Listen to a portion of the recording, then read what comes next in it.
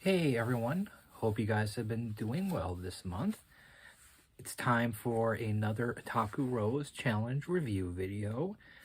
As I said in the previous video, I had done some misscheduling, so since I had done Angel's Egg earlier this month as my official review for the month, I also wanted to do a bonus review to make up for my misscheduling. So today I want to talk about the 1986 anime movie Super Mario Bros. The Great Plan to Rescue Princess Peach.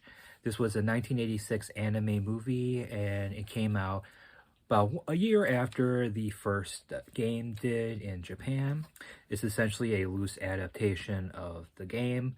It's directed by Masami Hata, who has done mostly lots of Hello Kitty stuff, but they're mostly probably well known for doing the Little Nemo Adventures in Slumberland anime movie, which came out in the late 80s, early 90s, I think.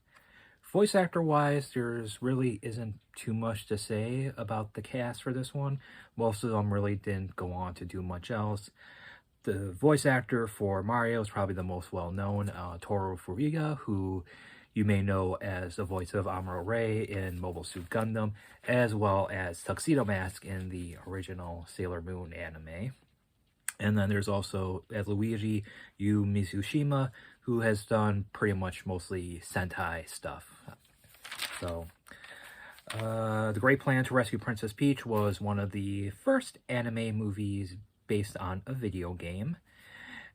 Basically, because this is only a year after the first video game came out, obviously there's not a lot of lore built up for the movie, so it's a pretty simple story.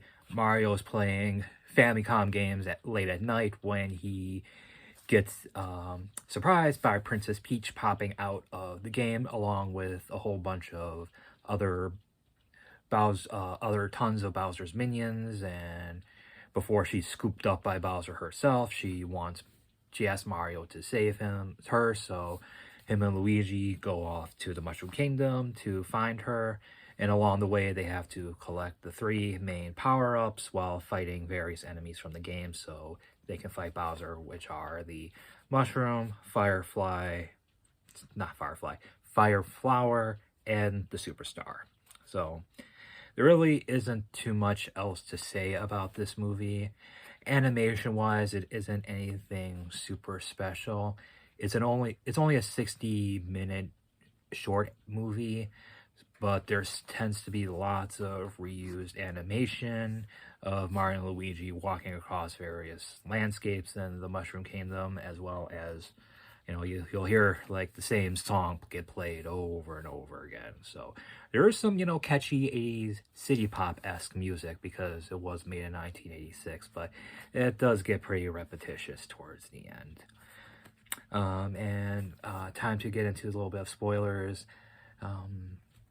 Unfortunately, at the end of the movie, Mario does not wind up with Princess Peach after rescuing her from Bowser.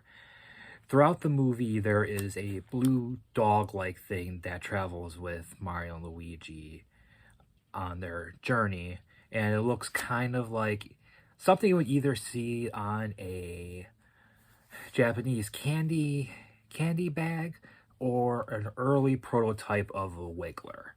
And it turns out at the end of the movie, the blue dog is actually a prince from a neighboring kingdom who is betrothed to Princess Peach. So they wind up together, and Mario and Luigi just head home after that.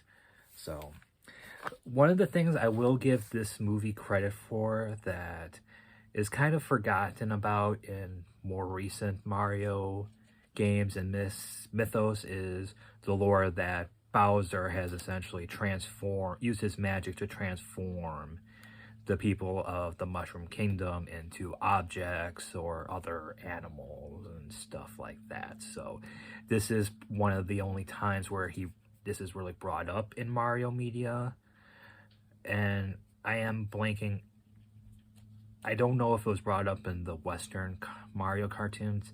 I did used to watch them a lot as a kid, but it's been decades, so if I'm wrong on this, please, mention it in the comments. But it was kind of refreshing that, oh yeah, Bowser actually has magic in this, and because of course this was obviously way before Kamek got introduced as his magical assistant. So there was lots of promotion for this movie in Japan. At one point, there were various different things created for merchandise, including Super Mario themed ramen cups. And in the movie, Mario and Luigi literally take a break and stop the plot so they can eat Super Mario branded ramen cups. So I'm assuming what they were eating in the movie was what you could buy in real life. So the movie does not have an official DVD or Blu-ray release, even in Japan. All that got made was a VHS release. So, but you can watch this for free on YouTube. The fan sub group Kaneko Video did an amazing 4K restoration based on the original 16mm reels on their YouTube channel. It's free. Definitely check it out on their channel. Don't spend tons of money on the original VHS tapes of this. It's not really worth it. Now, is this worth watching?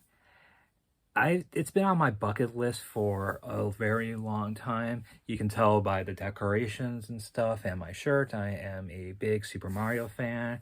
Definitely grew up in the 80s when the original games came out, so I was able to check this movie off my bucket list because of my challenge review videos, but honestly, I really only recommend this for like the super die-hard Mario fans as a historical curiosity. It's a very bare-bones plot. There's lots of recycled animation, and it just isn't very good. Personally, I adore the newer Super Mario animated movies, and I did coincidentally time this review to come out not too long after the Super Mario Galaxy movie, so I do think those are more enjoyable. And yeah, they do have their own flaws, but the Super Mario Brothers Great Plan to Rescue Princess Peach is more of a historical curiosity than something that you would probably watch time and time again unless you're the most diehard of diehard Super Mario fans. So just give it a watch once and just move on. So thank you again for coming and watching my review. As always, make sure you take care of yourself and each other because YouTube is temporary, but you aren't. So take care, and I will see you guys next month. So I will actually drop the teaser hint for May's Otaku Rose Challenge review. This time we're going to be looking at a 90s OVA that you will really be curious to check out if you're fans of the Yakuza video games. So take care.